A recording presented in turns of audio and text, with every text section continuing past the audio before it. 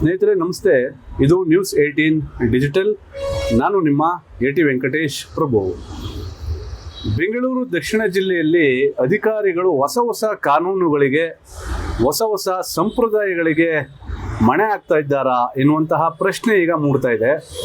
ಯಾಕಂದರೆ ಇವತ್ತು ಬರದ ವಿಚಾರವಾಗಿ ಜಿಲ್ಲಾ ಉಸ್ತುವಾರಿ ಸಚಿವರಾದಂತಹ ಎಚ್ ಸಿ ಬಾಲಕೃಷ್ಣರವರ ಅಧ್ಯಕ್ಷತೆಯಲ್ಲಿ ಜಿಲ್ಲಾ ಮಟ್ಟದ ಅಧಿಕಾರಿಗಳ ಸಭೆಯನ್ನು ಇವತ್ತು ಕರೆಯಲಾಗಿದೆ.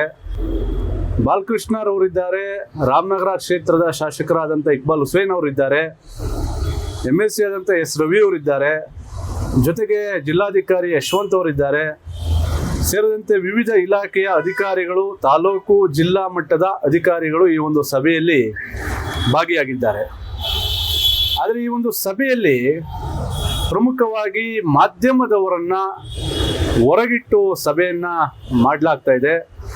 ಇದು ಯಾವ ಸಂಪ್ರದಾಯ ಎನ್ನುವಂತಹದ್ದು ಈಗ ಪ್ರಶ್ನೆ. ಯಾಕಂದ್ರೆ ಈಗಾಗಲೇ ಬರ ಅಧ್ಯಯನ ನಡೆಸಿದಂಥ ಸಚಿವ ಬಾಲಕೃಷ್ಣರವರಿಗೆ ಜಿಲ್ಲೆಯ 4 ವಿಧಾನಸಭಾ ಕ್ಷೇತ್ರದಲ್ಲೂ ಕೂಡ ಸಂಬಂಧಪಟ್ಟಂತಹ ಜನ, ಆ ತಾಲೂಕಿನ ಜನ, ರೈತಾಪಿ ವರ್ಗದ ಜನ ಸಾಕಷ್ಟು ಪ್ರಶ್ನೆಗಳನ್ನು ಮಾಡಿದರು. ಒಂದು ಕಡೆ ಕುಡಿಯೋ ನೀರಿನ ಸಮಸ್ಯೆ ಇದೆ, ಮತ್ತೊಂದು ಕಡೆ ಮೇವಿನ ಸಮಸ್ಯೆ ಇದೆ, ಜೊತೆಗೆ ತಾಲೂಕು ಕಚೇರಿಗಳಲ್ಲಿ ಬರಕ್ಕೆ ಸಂಬಂಧಪಟ್ಟಂತಹ ಮಾಹಿತಿ ಕೂಡ ನಮಗೆ ಸಿಗ್ತಾ ಇಲ್ಲ. ಇದೆಲ್ಲದರ ಬಗ್ಗೆ ನೀವು ಗಮನವನ್ನು ಸೆಳಿಬೇಕು ಎನ್ನುವಂಥ ನಿಟ್ಟಿನಲ್ಲಿ ಸ್ವತಃ ಬಾಲಕೃಷ್ಣರವರಿಗೆ ಸಂಬಂಧಪಟ್ಟಂತಹ ತಾಲೂಕಿನ ಜನ ಅವರು ಅಧ್ಯಯನಕ್ಕೆ ಹೋದಂಥ ಸಂದರ್ಭದಲ್ಲಿ ಅವರಿಗೆ ಸಾಕಷ್ಟು ದೂರುಗಳನ್ನು ತಿಳಿಸಿದರು. ಆದರೆ ಎಲ್ಲೋ ಒಂದು ಕಡೆ ಇವತ್ತು ಬರದ ವಿಚಾರವಾಗಿ ಸಭೆ ನಡೀತಾ ಇದೆ.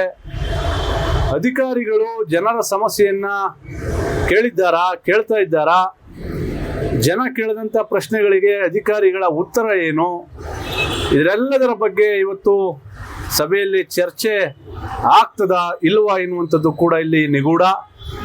ಯಾಕಂದರೆ ಸಭೆ ಪ್ರಾರಂಭ ಆಗ್ತಿದ್ದಂತೆ ಜಿಲ್ಲಾಧಿಕಾರಿಗಳು ಒಂದು ರೀತಿ ಆತಂಕಗೊಂಡ್ರು. ಮಾಧ್ಯಮದವರು ಹೊರಗಡೆ ಹೋಗಿ ಎನ್ನುವಂತಹ ಕೈಸನ್ನೆಯನ್ನು ಮಾಡಿದ್ರು. ಇದಕ್ಕೆ ತಲೆ ಆಡಿಸಿದಂತಹ ಸಚಿವ ಬಾಲಕೃಷ್ಣರವರು ಕೂಡ ಮಾಧ್ಯಮದವರನ್ನ ಹೊರಗಡೆ ಕಳಿಸುವಂತಹ ಪ್ರಯತ್ನದಲ್ಲಿ ಯಶಸ್ವಿ ಕೂಡ ಆಗಿದ್ದಾರೆ.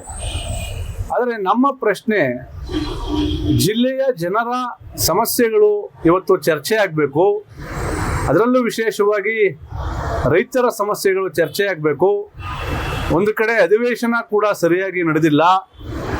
ಬರದ ವಿಚಾರವಾಗಿ ಇವತ್ತು ಅಧಿಕಾರಿಗಳು ಸಂಬಂಧಪಟ್ಟಂತಹ ತಾಲೂಕು ಮಟ್ಟದಲ್ಲಿ ಯಾವ ರೀತಿಯಾಗಿ ಕಾರ್ಯಪ್ರವೃತ್ತರಾಗಿದ್ದಾರೆ, ರೈತಾಪಿ ವರ್ಗದ ಸಮಸ್ಯೆಗಳನ್ನು ಆಲಿಸಿದ್ದಾರಾ?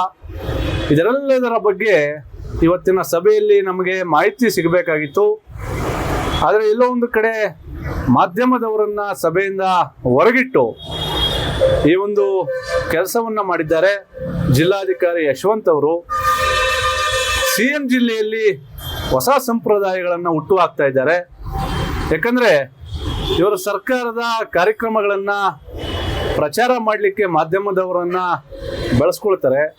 ಆದರೆ ಇಲ್ಲ ಒಂದು ಕಡೆ ಜಿಲ್ಲೆಯ ಜನರ, ಅದರಲ್ಲೂ ವಿಶೇಷವಾಗಿ ರೈತಾಪಿ ವರ್ಗದ ಜನರ ಸಂಕಷ್ಟವನ್ನು ಕೇಳಬೇಕಾದಂಥ ಈ ಒಂದು ಸಭೆಗೆ ಮಾಧ್ಯಮದವರನ್ನು ಹೊರಗಿಟ್ಟು ಈ ಒಂದು ಸಭೆಯನ್ನು ನಡೆಸ್ತಾ ಇದ್ದಾರೆ. ಇಲ್ಲ, ಬರ ಅಂತ ಈಗ ರಾಮನಗರ ಮತ್ತೆ ಮಾಗಡಿ 2 ತಾಲೂಕು ಕೂಡ ಘೋಷಣೆ ಮಾಡಿದ್ದಾರೆ. ಈಗ ನೋಡಿ, ಅದು ವೈಜ್ಞಾನಿಕವಾಗಿ ತೀರ್ಮಾನ ಆಗ್ಬೇಕು. ಬರ ತೀರ್ಮಾನ ಮಾಡ್ತಕ್ಕಂಥದ್ದು ಒಂದು ಮಳೆ ಆಧಾರಿತ ಮತ್ತೆ ಅಲ್ಲಿ ಕೃಷಿ ಆಧಾರದ ಮೇಲೆ ತೀರ್ಮಾನ ಆಗ್ತಕ್ಕಂಥದ್ದು.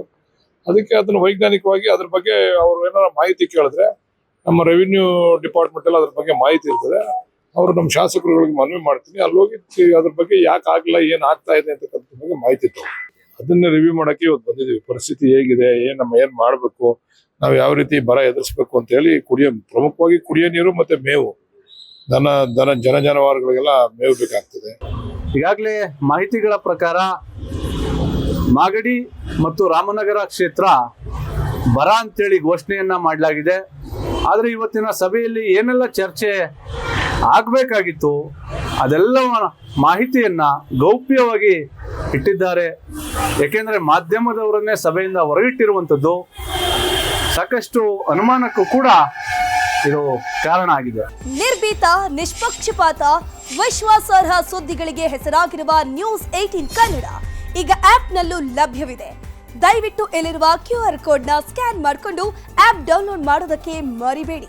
ನಿಮ್ಮ ಬೆಂಬಲ ಹೀಗೆ ಸದಾ ನಮ್ಮೊಂದಿಗಿರಲಿ. ಧನ್ಯವಾದ.